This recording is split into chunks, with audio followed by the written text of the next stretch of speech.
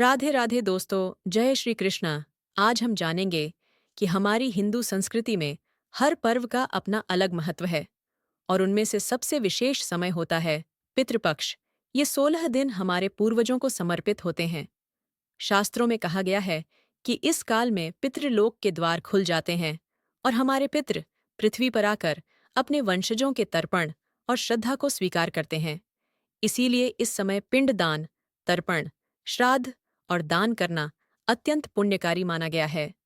पितृपक्ष हमें यह याद दिलाता है कि हमारी जड़ें हमारे पूर्वज हैं और उनके आशीर्वाद के बिना जीवन में सुख समृद्धि अधूरी है। इसलिए ही कुछ महत्वपूर्ण कथाएं हैं। पहली कथा, महाभारत काल में जब भीष्म पितामह बाणों की शैया पर लेटे थे, तब उन्होंने युधिष्ठिर को धर्म, नीति और परंपराओं का ज्ञान दिया।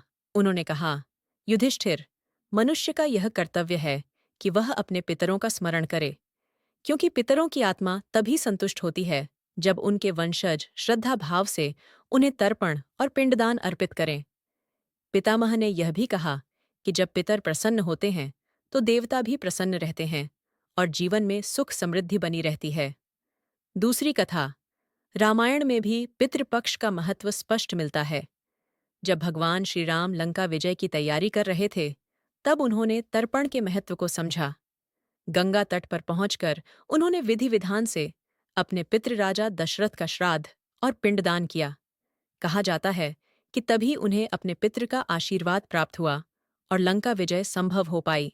यह प्रसंग हमें सिखाता है कि यदि भगवान भी अपने पितरों को स्मरण और तर्पण करते हैं, तो हम सबका कर्तव्य और भी बढ़ जाता है। एक और प्रसिद्ध कथा दानवीर कर्ण से जुड़ी है। जब कर्ण स्वर्ग गए, तो उन्हें भोजन के रूप में केवल सोना चांदी ही प्राप्त हुआ। भोजन न मिलने पर उन्होंने यमराज से कारण पूछा। तब यमराज ने कहा, कर्ण, तुमने जीवन भर दान तो खूब किया, लेकिन कभी अपने पितरों के लिए श्राद्ध और पिंडदान नहीं किया, इसलिए स्वर्ग में भी तुम्हें अन्न नहीं मिल रहा। यह सुनकर कर्ण ने प्रार्थना की और उन्हें 16 दिन के लिए पृथ्वी पर लौटने का अवसर मिला। उन्हीं दिनों को पितृपक्ष कहा जाता है, जब हम सब अपने पूर्वजों की आत्मा की शांति के लिए तर्पण और श्राद्ध करते हैं। और हमें पितृपक्ष में कुछ नियमों का भी ध्यान रखना है। एक, तर्पण और पिंडदान। इस समय गंगा, यमुना या किसी भी पवित्र नदी के तट पर तर्पण और पिंडदान करना श्रेष्ठ माना गया है। यदि यह संभव न हो, तो घर में भी विधिवत जल और तिल से तर्पण किया जा सकता है। 2. दान का महत्व। पितृपक्ष में गाय, अन्न, वस्त्र और भोजन का दान करना अत्यंत शुभ माना जाता है।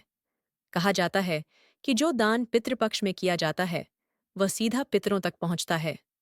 और इन बातों का विशेष ध्यान रखें कि हमें क्या नहीं करना चाहिए। इस काल में मांस, मदिरा और तामसिक भोजन का सेवन वर्जित है। कोई नया कार्य, गृह प्रवेश, विवाह या मांगलिक कार्य नहीं किया जाता। बाल कटवाना और नाखून काटना भी अशुभ माना गया है। 4. श्राद्ध कर्म का महत्व। हर व्यक्ति को अपने पितरों के लिए कम से कम एक दिन श्राद्ध अवश्य करना चाहिए। यदि तिथि ज्ञात न हो, तो अमावस्या तिथि को सामूहिक श्राद्ध किया जाता है। दोस्तों, पितृपक्ष हमें यह सिखाता है कि जीवन में जितनी महत्वपूर्ण हमारी वर्तमान पीढ़ी है, उतनी ही महत्वपूर्ण हमारी पुरानी पीढ़ियां भी हैं।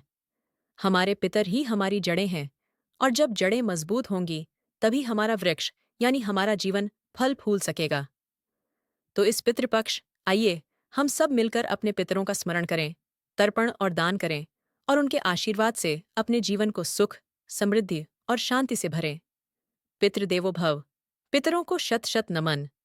अगर आपको हमारा यह वीडियो पसंद आया हो, तो वीडियो को लाइक करें और चैनल को सब्सक्राइब करें।